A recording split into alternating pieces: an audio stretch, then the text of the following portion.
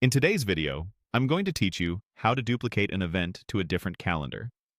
This is a quick way to reuse an event without rebuilding it from scratch, and it's especially handy when you're moving something to a team, family, or project calendar.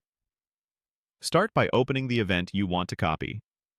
Go to your calendar, find the event on the correct date and time, and click it to open the full details.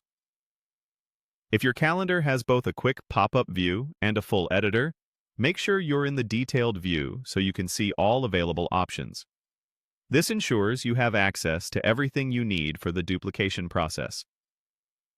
Next, look for the three dots menu, sometimes called the Overflow or More menu. You'll usually find it near the event title or in the top right corner of the event window. On mobile, it might be near the bottom or hidden behind a More Options label. If you don't see it, try expanding the window or switching to the full event editor. The three dots are where additional actions live, including duplication. From that menu, select Duplicate.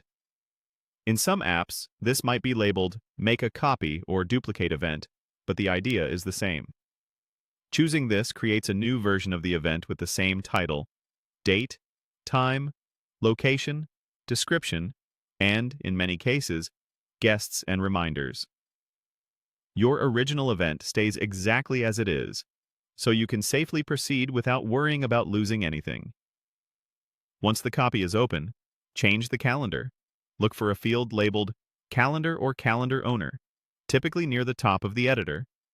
Open the drop-down and select your destination calendar. Make sure you have permission to add events to that calendar. If it's shared, your changes may be visible to others based on its settings. Keep in mind that colors, default notifications, and sharing rules may differ between calendars. If guests were copied over and you don't want to re-invite them on the new calendar, you can remove them here before saving.